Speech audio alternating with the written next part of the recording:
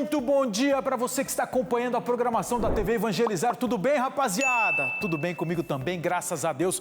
Pontualmente, 8h19, vou enrolar um pouquinho para dar 8h20. Pronto, 8h20 pontualmente. Daqui de Curitiba, no Paraná, estamos prontinhos para mais um Evangelizar em Forma. O seu programa de informação, notícia e muita prestação de serviço para o Brasil inteiro. O nosso sinal via parabólica, mais de 1.300 cidades, o nosso sinal HD, que é bonito, uma barbaridade. E também no Facebook, onde a gente vai conversando e vai interagindo aqui para fazer o programa. Combinado? Vamos fazer até diferente hoje. Vamos começar com uma informação importantíssima para quem mora em Curitiba e região metropolitana. Tá tudo normal agora, às 8h20, com o transporte público, tá, gente? Busão. Porque o que aconteceu? Às 5 horas da manhã, nós tivemos problemas aqui em Curitiba relacionados a alguns ônibus que não saíram da garagem e não pegaram os passageiros nos pontos, especificamente os ônibus da Aviação Glória. Mas, Ricardo, o que aconteceu? Aconteceu, gente, que na semana passada, esses funcionários chegaram e bateram o pé assim na mesa da prefeitura. Ô, prefeitura, a empresa não pagou meu salário, tá tudo atrasado, nós vamos entrar em greve. E aí o que aconteceu? Até essa segunda-feira não tinha informação do depósito do atrasado. Aí eles cumpriram aquela palavra, então vamos paralisar tudo. Só que fizeram uma assembleia agora há pouco, era por volta das 7 horas da manhã. A gente até tratava desse assunto no Bom Dia Evangelizar com o Padre Francisco. Se vocês que acompanham a nossa programação viram que a gente já sapecou a informação lá em primeira mão, logo nas primeiras horas do dia. E eles decidiram voltar ao trabalho. O problema é o seguinte, que demora, né, gente? Até o ônibus sair da garagem, ir lá para o ponto de serviço dele e recolher. E quem precisava de ônibus às 5 horas, acabou perdendo o horário, não é?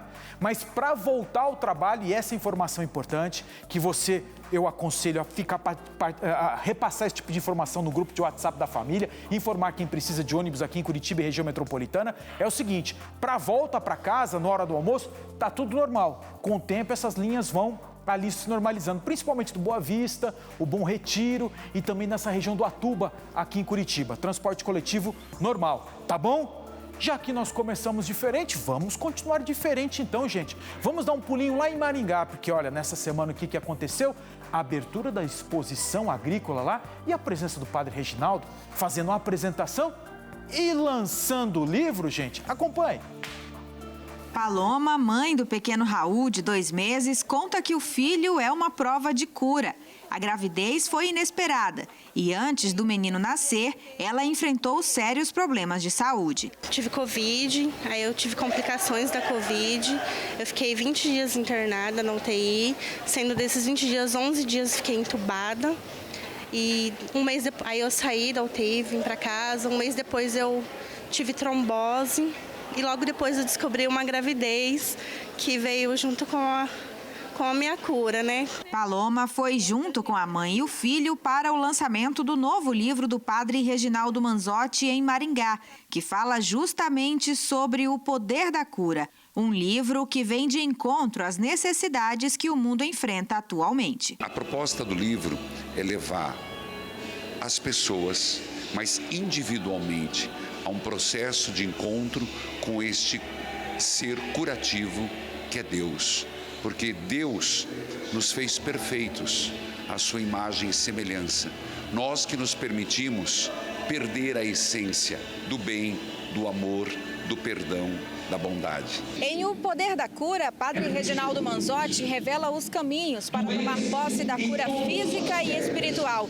São segredos que ele aprendeu ao longo dos 27 anos como sacerdote. Durante o evento, o padre cantou com os fiéis. A rocha é Jesus, estou firmado e forte nessa rocha que conduz. Rezou pedindo por cura, libertação e graças.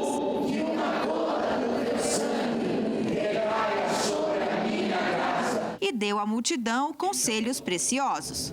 Nós precisamos da cura de Deus, uma cura da nossa imagem, uma cura dos nossos afetos, uma cura da nossa vida. Mais de 3.000 pessoas prestigiaram o lançamento, fiéis de Maringá e cidades da região. Já recebi muitas graças, já tive muitas vezes lá em Curitiba, no santuário, né? Para mim é uma bênção. Na minha vida é o programa do Padre Reginaldo. E todos os livros dele eu tenho. Para a dona Magali, avó do pequeno Raul, que mostramos no início da reportagem, o momento foi ainda mais especial. Porque em uma noite que falou sobre fé e cura, ela acredita segurar um milagre nos braços. O resultado da cura da Covid da minha filha e da minha também é esse pequenininho nosso aqui, ó. Esse daqui é o nosso milagrinho. A cura que Deus mandou pra gente, né?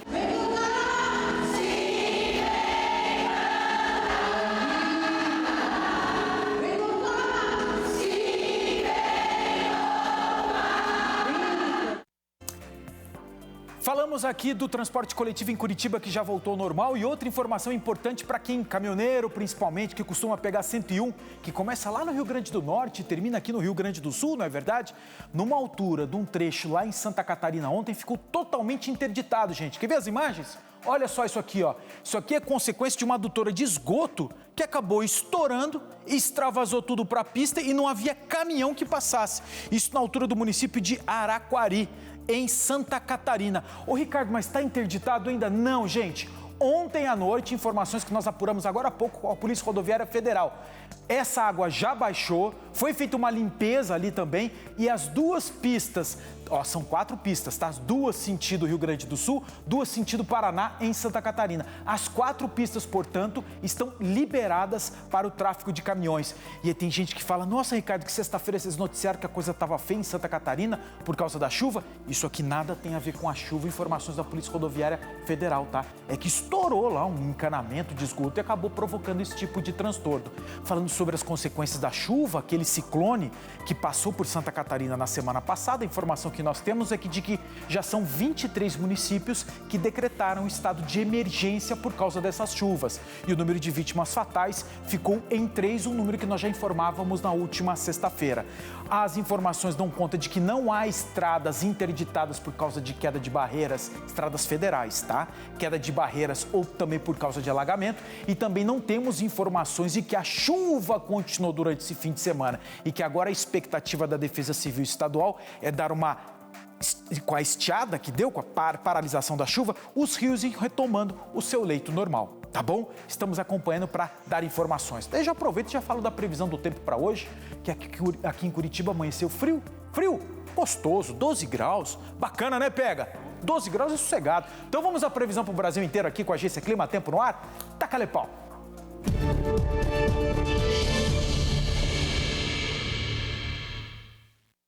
O frio ainda segue sendo destaque nesta segunda-feira por toda a região sul do Brasil e também as temperaturas seguem mais baixas no sudeste. Não tem expectativa de chuva nos 3 estados do sul do Brasil, estado de São Paulo, centro-sul mineiro e no interior do Rio, mas ainda chove com fraca intensidade na cidade do Rio, litoral norte fluminense e também na capital Vitória. O risco de temporais ainda segue muito elevado no leste e sul da Bahia, em Natal, João Pessoa e em Recife. No norte do Brasil, a chuva acontece de forma volumosa e persistente. Tem risco para grandes acumulados até o fim do dia. Por outro lado, o tempo já volta a ficar firme por todo o estado do Tocantins. Também não tem previsão de chuva por todo o sul do Maranhão, centro-sul do Piauí e interior da Bahia. Mas no centro-oeste do Brasil, as pancadas de chuva já retornam a partir da tarde de forma muito isolada. Mesmo assim, o calor ainda vai seguir sendo destaque ao longo do dia. A máxima chega aos 35 graus em Cuiabá, 24 graus apenas em Porto Alegre, máxima de 26 graus no Rio de Janeiro e, apesar da chuva, a mínima começa com 24 e Salvador ainda alcança os 27 graus. Aproveitando aquele tradicional quadro que nós temos aqui no Evangelizar em Forma, de mostrar ao vivo as imagens do país, nós vamos mostrar uma cidade que talvez você, que seja fora aqui do Paraná, não conheça. Mas é a cidade da Lapa, que fica na região metropolitana de Curitiba e que nós estamos registrando nesse momento 12 graus. Bonita essa cidade e também tem um aspecto histórico. Essa aqui para o seu Benedito e toda a audiência que nos acompanha lá na Lapa, para vocês, para matar um pouco de saudade, a gente contar um pouquinho para vocês de um pouco da nossa história do Paraná e história do Brasil. Porque eu não sei se o pessoal que nos acompanha nos outros estados sabe que Lapa tem um aspecto histórico muito importante para a história do Brasil. Como assim, Ricardo? Do que você está falando? Vocês já ouviram falar que lá em 1890, na Guerra Federalista entre Maragatos e Pica-Paus, lá no Rio Grande do Sul, certo? Que é a Revolução Federalista, não é verdade? Só que as pessoas desconhecem, por exemplo, que essa guerra teve consequências aqui no Paranazão. Afinal de contas, a tropa federalista, os Maragatos, eles estavam subindo, passaram por Santa Catarina, chegaram no Paraná e a intenção era depor o governo. Já eram um governo constitucional aqui no Brasil, de Marechal Deodoro e Marechal também Floriano, na época era Marechal Floriano, e eles queriam ir para o Rio de Janeiro e depor o presidente da República. O Marechal, queriam tirar o Marechal de lá. E aí, chegaram aqui no estado do Paraná, conseguiram a rendição de várias cidades do Paraná, inclusive Curitiba na capital, e chegaram na Lapa. Lá o que aconteceu? Os lapianos foram bravos. 600 soldados da Lapa seguraram uma tropa de 6 mil gaúchos, ali por um mês, por isso chamado Cerco da Lapa. E isso foi importantíssimo para a época, para fazer com que as tropas lá do Rio de Janeiro e São Paulo se armassem para aguentar a gauchada aqui que estava subindo para tentar tirar o presidente. Sim, a Revolução Federalista. Aí os federalistas falaram o seguinte: o quê? Já enfrentamos esses paranaenses aqui, vamos deixar quieta essa história. Aí todo aquele plano de subir para o Sudeste, São Paulo, Minas Gerais e Rio de Janeiro, acabou se esvaziando por causa do Cerco da Lapa. E aí, Rihanna, só um minutinho que eu me empolgo quando eu começo a falar da história do Paraná, porque a gente conhece muito pouco da história do Brasil, né, gente? A gente sabe tudo o que acontece nos Estados Unidos, a gente sabe tudo o que acontece na Europa, mas a nossa história a gente sabe pouco. E aí eu queria só contar essa historinha bem bacana. Como eu falei, né? Antes os gaúchos passaram por Curitiba. E aí o mais atento perguntou: peraí, Ricardo, Curitiba, que é capital, uma cidade mais populosa, não segurou os revoltosos? Não. O prefeito de Curitiba na época, que era Vicente Machado, quando ele viu a gauchada chegando, o que ele fez? Fugiu para Castro, que é outra cidade histórica que tem aqui no Paraná. E aí o que aconteceu? A sociedade curitibana, os comerciantes com dinheiro, comandados pelo Barão do Cerro Azul, chegaram e falaram o seguinte: não, gauchada, peraí, vamos pagar uma grana para vocês, vocês não arrasam a cidade e aqui vocês não vão encontrar resistência.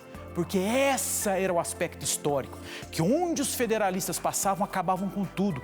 Destruíam a cidade, violentavam as mulheres, matavam as pessoas. Então o que os comerciantes falaram? Aqui em Curitiba não faça isso não. A gente paga uma grana para vocês e vocês passam numa boa. Na época, quando o Marechal Floriano acabou ganhando essa guerra dos federalistas, o que aconteceu? Vicente Machado foi apontado como um traidor. O corpo dele foi levado para a Serra do Mar por trem. O corpo dele foi todo cortado, jogado pela Serra do Mar. Não sabia dessa história, Niterói? Verdade. Foi todo estilhaçado o corpo dele, de modo que não houvesse um túmulo para que futuramente a população pudesse reverenciar o Barão do Cerro Azul. Essa é a história do Paranazão que eu gosto de compartilhar com vocês. Tá bom, gente? E por falar em aspecto histórico, hoje a antiga União Soviética, que é representada pela Rússia, comemora o dia da vitória da Segunda Guerra Mundial. Se os países aliados comemoram o dia D, Inglaterra, França, os russos comemoram o dia da vitória, que é hoje. E aí tem aquele ingrediente, né, gente? Afinal de contas, a Rússia está em guerra para a Ucrânia. E essa é uma data toda especial para eles. Vamos tratar desse assunto aqui com o Jusinei para falar o seguinte: Jusinei, nosso correspondente lá na Europa, sobre esses assuntos. Ô, Jusinei, e esse aspecto da história da Rússia, como é que vai ser incrementado aí nesse aspecto da guerra com a Ucrânia agora? Muito bom dia, seja bem-vindo, Jusinei. Bom dia a você, Ricardo. Bom dia a todos que nos acompanham. Pois é, Ricardo, como você mencionou, é um dia muito estratégico para a Rússia, né? Porque é o dia que marca a vitória, né, das forças aliadas contra a Alemanha nazista lá em 1945 e que endossa esse discurso nazista que a Rússia continua mantendo e que foi um dos principais motivos, inclusive, da invasão promovida em território ucraniano, né? E por que esse momento é tão importante para a Rússia? Porque quando a gente fala de Segunda Guerra Mundial e tínhamos aí um contexto geopolítico muito diferente do que a gente tem hoje, como você bem lembrou, a gente tinha na estrutura do mapa mundi a União Soviética, que foi uma das mais devastadas pela Segunda Guerra Mundial, né? A gente tem aí a expectativa, ou melhor, a estimativa de que 27 milhões de cidadãos soviéticos tenham morrido durante esses confrontos, né? Por isso mesmo, o 9 de maio é um dia muito representativo para a Rússia, né? Ele vinha sendo comemorado de maneira ocasional, mas foi resgatado pelo então presidente Boris Yeltsin em 1995, justamente para a comemoração dos 50 anos dessa vitória e, a partir de 2008, acabou entrando oficialmente para o calendário russo por uma decisão de Vladimir Putin. É um desfile militar, né, na Praça Vermelha, em Moscou, uma das principais praças do país, que ressalta, né, essa vitória dos exércitos aliados contra a Alemanha nazista, né? A expectativa, evidentemente, Ricardo, era que hoje fosse um dia em que a Rússia poderia estar comemorando uma segunda vitória. E que vitória seria essa? A vitória contra a Ucrânia, a partir desses confrontos que foram estabelecidos a partir do dia 24 de fevereiro. Né? Existia uma expectativa de que a Rússia vencesse o exército ucraniano ainda em fevereiro, uma expectativa que não aconteceu, porque o que a gente percebeu foi uma forte resistência do exército ucraniano. Né? Por isso mesmo, hoje, durante o seu discurso, que durou 11 minutos, o presidente Vladimir Putin não fez nenhuma avaliação direta desse confronto, até porque isso significaria endossar essa resistência ucraniana, né? Então, não fez parte do discurso de Vladimir Putin. O que ele disse, na verdade, é que essa operação, que ele continua denominando como operação militar, foi uma resposta preventiva à agressão, e aí fez uma menção direta aos países ocidentais, né, e a ameaça que eles representavam à soberania russa. Ele disse que a operação militar especial era necessária e foi a decisão certa na hora certa, né? Houve, inclusive, rumores, Ricardo, de que durante essa manifestação o presidente pudesse, de um lado, ou declarar o fim dos conflitos, ou então anunciar uma guerra de fato, ou seja, levantar o tom, né? Mas isso já tinha sido descartado pelo Ministério das Relações Exteriores, que disse que os militares russos não tomariam nenhum tipo de ação nesse sentido, elaborada de maneira artificialmente para coincidir com uma data. De toda forma, essa é uma data importante que endossa esse discurso contra o nazismo e que é uma mensagem muito importante também do ponto de vista operacional do exército russo, né? Porque esse desfile acaba sendo uma demonstração do poder de fogo da Rússia, né? Nesse momento, não tanto para a Ucrânia, apesar de oferecer resistência, mas principalmente aos países ocidentais, e a gente destaca aí a figura dos Estados Unidos, que se colocaram como um dos principais combatentes no que diz respeito à adoção dessa política russa de invasão à Ucrânia. Mesmo assim, um dia que entra para a história, né? Eu queria aproveitar a tua participação aqui para saber da repercussão aí na Europa, especialmente na Itália, das palavras, o dito e o não dito, entre o patriarca da Igreja Ortodoxa Russa e também com o Papa Francisco. Afinal de contas, o Papa Francisco fez críticas duras ao patriarca da Igreja Ortodoxa, que apoia a guerra. E o Padre Francisco falou, pô, você está parecendo coroinha do Putin. E aí, como é que está esse clima aí, ô Jucinei? É um clima que colocou os principais líderes religiosos em lados opostos, né, Ricardo? Porque o Papa Francisco vem defendendo desde o início dos conflitos a via do diálogo, né? Uma solução diplomática e um apelo constante pela paz. Enquanto isso, Cirilo acaba adotando o discurso de Putin e se coloca não só como um líder religioso, mas também assumindo um discurso político. É claro que as manifestações que ele fez pegaram muitíssimo mal, ele sofreu bastante críticas, houve um afastamento, evidentemente, natural dos líderes religiosos, apesar de todo o processo se basear na aproximação, né? O Papa Francisco vem fazendo essa tentativa durante o seu pontificado, né, de se unir a outras falas religiosas, enfim, para que todos caminhem no mesmo percurso, mas isso afasta esse discurso dos dois, né? E o Papa Francisco cada vez mais contundente, inclusive nas suas manifestações. Ele, inclusive, disse recentemente, Ricardo, que está preparado para ir a Moscou, né? Papa Francisco, que nesse momento está impossibilitado, inclusive, de caminhar por indicação médica em função daquele problema no joelho, se colocou à disposição para ir pessoalmente conversar com Vladimir Putin, porque ele acha que a via da paz e da conciliação é a melhor nesse momento. Perfeito. Jucinei, muito obrigado pela participação, obrigado pelas informações. Como é que está o clima aí em Roma agora? Olha, hoje é um dia bastante nublado, viu? Não está frio, mas está um dia bastante nublado. Ontem foi um dia mais ensolarado, hoje é um dia um pouco com nuvens, mas a gente aproveita do mesmo jeito. Beleza, Jucinei, um abração para você, obrigado pela participação. Boa, Jucinei. Gostei do Papa Francisco. Eu gosto quando o maior líder da Igreja Católica se posiciona claramente, às limpas, falando, eu penso assim, não fica, sabe, tergiversando. Não, chegou e falou assim, somos contrários ao posicionamento de guerra defendido pelo patriarca da Igreja Ortodoxa. Um golaço feito pelo Papa Francisco, na minha humilde opinião. Vamos para o intervalo? Porque tem um monte de coisa para contar para vocês. Inclusive, nós temos que contar para vocês uma pesquisa do DIEESE, que fez um estudo a respeito do Auxílio Brasil, e eu conto para vocês depois do intervalo. Sai daí, não, é rapidinho.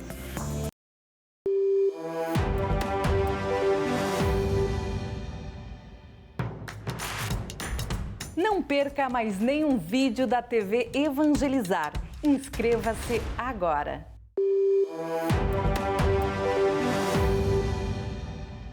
Evangelizar em forma de volta às 8h43. E, gente, eu aqui brigando com o meu telefone para ver se eu consigo abrir o Facebook para saber quem é que está participando do programa.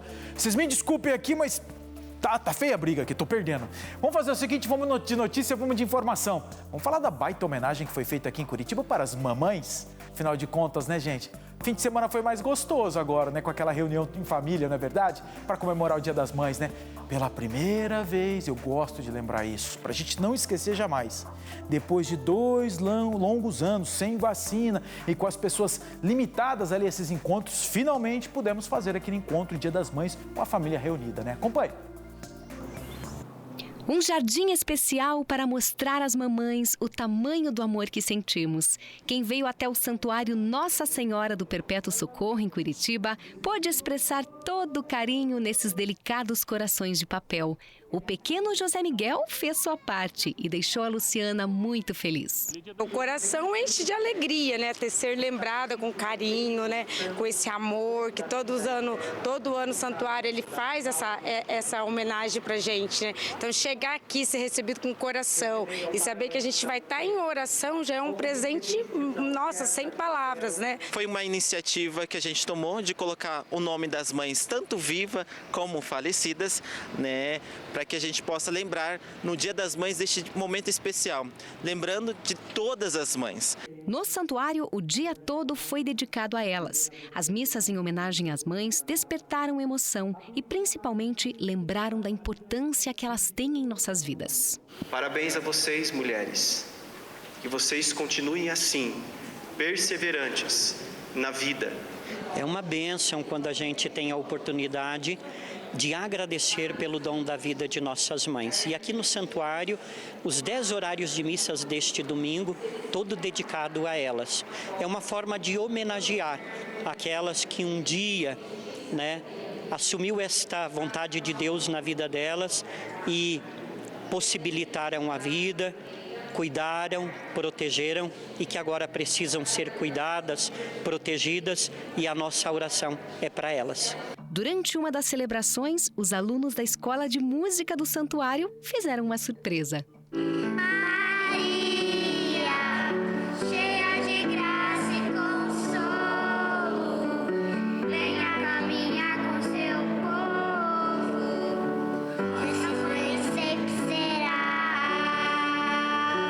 Não importa a idade, mãe é sempre mãe. A Vivian veio junto com a Dona Rosa para celebrar a data com muita fé. Através delas que a gente também consegue hoje tentar, né, dar exemplo para os filhos, para os nossos filhos. Eu tenho 2 meninas, um guri, e então nessa linha da fé é que eu acho que a gente consegue viver no mundo de hoje, que é tão difícil, né? Mas é sempre com Cristo junto com a gente que as coisas caminham. Feliz Dia das Mães, te amo demais. Para você também. E para encerrar esse dia tão especial, teve a bênção no Jardim das Mães, uma forma de eternizar um amor que nada pode apagar. Que tu estejas com ela em todo riso, em toda lágrima. Vamos agora falar de uma pesquisa feita pelo DIEESE, gente, que fez o seguinte: pegou os dados da inflação dos últimos 12 meses e comparou com o Auxílio Brasil, aquele que o governo criou a partir do aumento do Bolsa Família, que variava de R$190, R$200 em média para R$400 agora. E a constatação é de que esses brasileiros também estão perdendo um monte por causa da inflação. A Patrícia está com a gente e tem os detalhes. Bom dia, Patrícia! Olá, Vilches. Bom dia para você que nos acompanha. Um estudo do DIEESE mostra como a inflação alta impacta na renda das famílias mais pobres. O Auxílio Brasil já perdeu o poder de compra. O programa social do governo federal se tornou permanente com um valor mínimo de R$ 400. O Bolsa Família, que antecedeu o Auxílio Brasil, pagava em média R$ 187 para cada beneficiado.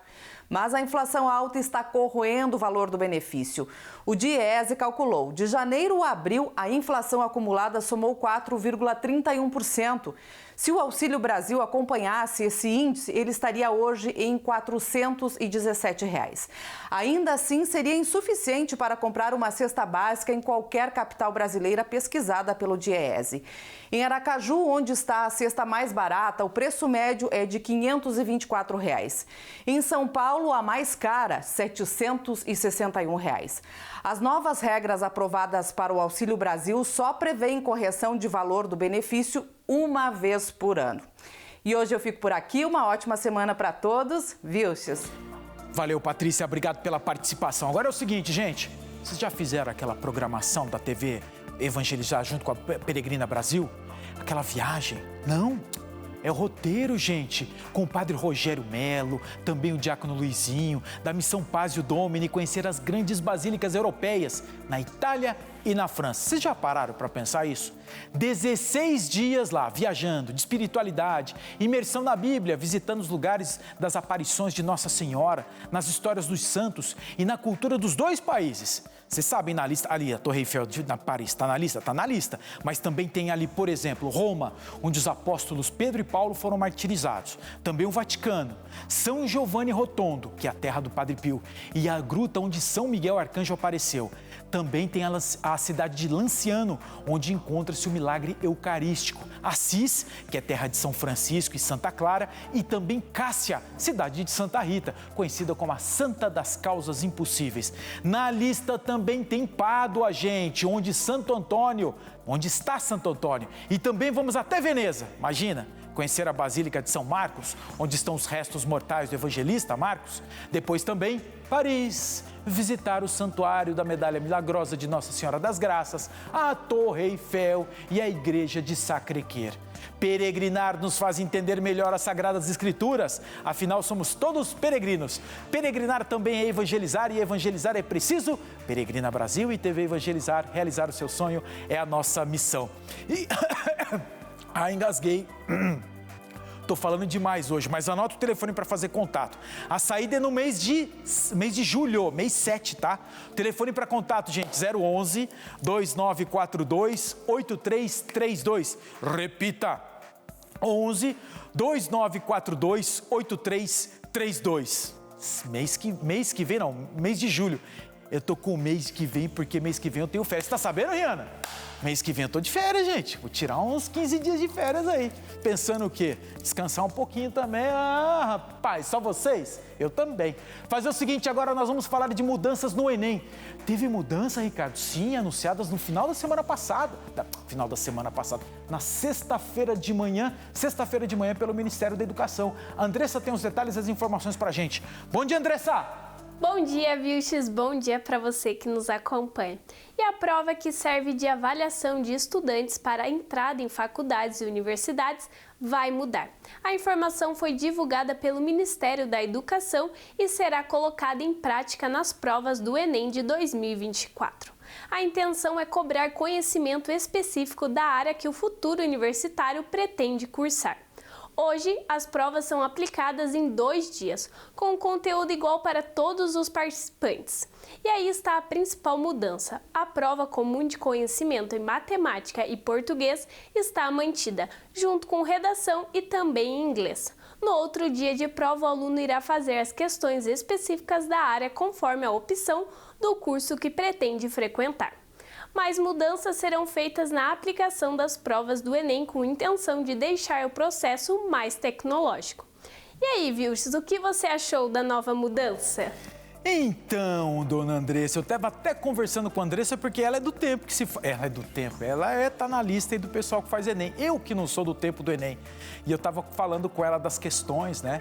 Hoje a prova é aplicada com normalmente 40 questões num primeiro dia e mais 40 questões no outro. Se eu falar bobagem, você me corrige aqui, tá, Rihanna? Que a Rihanna também é do tempo do Enem. No primeiro dia você faz os chamados conhecimentos gerais e aí depois você faz questões de português também, num total de 40 questões. Não é isso? E depois, no segundo dia, que você faz as específicas, a língua estrangeira e mais um total de 40 questões. Aí eu estava contando para elas que lá em 1993, quando eu passei no vestibular, nós fazíamos 80 questões só de português, que era gramática e literatura. Ave Maria, era uma pancada. Num dia só, eram 4 dias seguidos de prova lá na UEL. Deus me livre, haja cabeça para fazer vestibular. Mas passou, gente. Vamos tocar o barco aqui. Vamos tocar com o quê? Eu preciso dar um oi pro pessoal. Pera aí, Ana. Pera aí que agora ela me emprestou o telefone e eu tô vendo as mensagens do pessoal. Seu Francisco de Aicaicó, tô esperando aqui o senhor. Um abraço, seu Francisco. Seu Antônio César também tá com a gente aqui, ó. A Uliana, a Rosilda, também a Edna Mello, a Dona Cidinha também está com a gente, a Sandra Aparecida, a Rosilda, a Regina Ferrari, a Fátima Duarte, a Nilda Soares, Antônio Bispo também está com a gente aqui, ó. A Maria Helena, ai meu Deus do céu, a Fátima Duarte, a Maria Helena Mello, a Maria Marge, deixa eu ver quem mais aqui, e a Luísa Kozielski. Daqui a pouco, gente, eu faço o registro de todas as mensagens que nós estamos recebendo, tá bom? Fazer um intervalo comercial rapidinho e na volta nós vamos trazer uma boa notícia para você, enfermeiro, para você, auxiliar de enfermagem, técnico de enfermagem. Mas só quando depois do intervalo comercial. Sai daí não.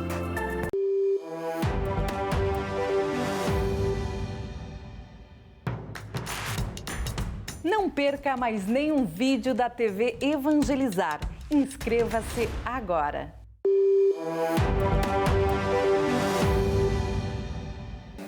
Evangelizar informa de volta às 8 horas e 56 minutos. E a Fabiana está aqui no Facebook pedindo para eu mandar um abraço pro marido dela, o Sandro. Que o Sandro está de aniversário hoje. Grande Sandrão, um abraço para você, saúde, Deus abençoe sempre, tá bom? Beijão, Fabiana, obrigado pelo recadinho aqui. Ô, seu Benedito chegando aqui. Ô, seu Benedito, acabamos de passar umas imagens lá da Lapa, da cidade do senhor. Espero que o senhor tenha gostado. E se eu contei um pouquinho da história da cidade do senhor também, se eu esqueci de alguma coisa, o senhor me lembra. É que não tem tempo, eu ia contar a história do General Carneiro aqui, mas não me deixaram. Ricardo, você tá falando demais. Hoje eu tô. Engoli uma radiola. Radiola entrega a idade do caboclo também, né? Vamos lá pro Informar na Cidade, Edi, Brasil, informações do Brasil inteiro. Taca-lhe pau. Radiola. A Câmara dos Deputados aprovou em última discussão a criação do piso nacional para enfermeiros, técnicos e auxiliares. Há anos, esses profissionais aguardavam a padronização de salários, tanto para quem trabalha na iniciativa privada como no serviço público. Para enfermeiros, o salário aprovado é de R$ 4.750. Para técnicos, R$ 3.325. E auxiliares, R$ 2.375. Para entrar em vigor, o projeto precisa agora ser sancionado pelo presidente. Olha a mancha que surgiu na areia da praia de Copacabana, no Rio de Janeiro. A foto foi tirada por moradores que estranharam o aparecimento depois das chuvas. A Companhia de Águas informou que o extravasamento é um problema crítico em Copacabana e Ipanema e que vai investigar o caso. Os vencedores da última bolada da Mega Sena saíram de Erval do Oeste, cidade de 20 mil habitantes em Santa Catarina. A lotérica, onde foi feito o jogo, informou que um grupo de amigos fez o bolão premiado. Ainda segundo a lotérica, os mesmos amigos fazem o mesmo jogo há 4 anos seguidos. Uma hora eles iriam acertar e essa hora acabou chegando. O prêmio foi de 58 milhões de reais. A Mesbla está de volta. A loja de departamentos que marcou época nos anos de 1980 e 1990 voltou agora, mas pela internet.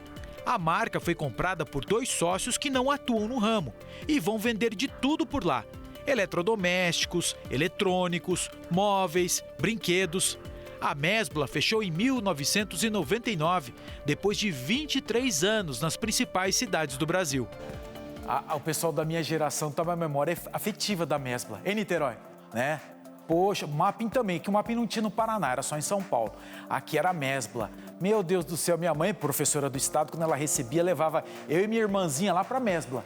A gente sentava lá, escolhia um disco, ia para Americana tomar lanche, todo dia de pagamento. Oh, coisa boa, eu falando de novo. Vamos de notícia e informação, Ricardo, com notícia. Essa notícia nós demos lá no ano passado, quando veio a notícia de que uma mulher... Gente, ela teve 9 nenéns de uma vez só. E a gente foi atrás para saber o seguinte, como é que está o estado de saúde desses 9, né? A Elu tem as notícias pra gente. Bom dia, Elu! Oi, Vilches, bom dia para você, bom dia para todos que estão nos acompanhando. Se existe uma mãe que tem motivos para comemorar, é essa. Há um ano atrás, ela virou notícia no mundo todo depois de ganhar 9 bebês de uma vez só. É isso mesmo, 9. Os únicos nônuplos do mundo nasceram no Marrocos e poucos médicos acreditavam na sobrevivência e no desenvolvimento saudável dessas crianças. Afinal, nasceram prematuras e nenhuma com mais de 1 quilo. Ainda hoje, elas vivem numa clínica médica que ofereceu atendimento especializado.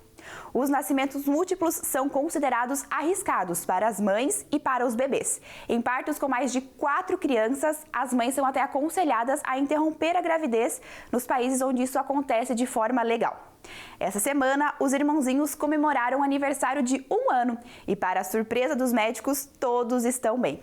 Alguma das crianças ainda engatinha, mas tem aquelas que já deram os primeiros passinhos. A notícia dessa gravidez gerou comoção no Mali, país da África, onde o pai e a mãe viviam. Ele é um oficial do exército e ela, dona de casa. Na época, os pais esperavam apenas 7 filhos. O governo decidiu ajudar e transferiu a mãe para uma clínica especializada que fica no Marrocos. E aí, Vilches, 9 filhos. Voltamos com você no estúdio. Gente, vocês já pararam para pensar o drama? Uma criancinha começa a chorar de um canto, outra começa a chorar no outro canto, são 9. Tiagão, você tá comigo aí, Tiagão? Tamo Você junto. ouviu a notícia aí? Tamo junto. 9 pra você tava bom ou não? Olha, eu tô com 3, Vilches, então falta só 6, Mas dá tempo ainda, dá tempo, tô novo, né? Começa já, ó, 6 é nada. É aquela coisa, onde se alimentam 3, não é? Se alimentam 9, não é por aí? É mais ou menos isso aí. E o que vai ter hoje no programa com a palavra, Tiagão? Olha, hoje tem Espírito Santo, porque é segunda-feira do Espírito Santo. Então a gente vai meditar juntos e clamar junto ao Espírito Santo sobre a nossa vida. Afinal de contas, isso é só com o Espírito Santo para ter força para conseguir sustentar 9 filhos, né? 9. São 4 piazinhos, dá para fazer um timinho de salão já. É, tá bom, tá legal. Já tô me preparando. Valeu, Tiagão, um abraço para você, obrigado pela participação. É agora, tá, gente? Coladinho aqui com o Evangelizar em Forma, o programa com a palavra. Nós voltaremos amanhã às 8h20 da manhã. Combinado? Fui!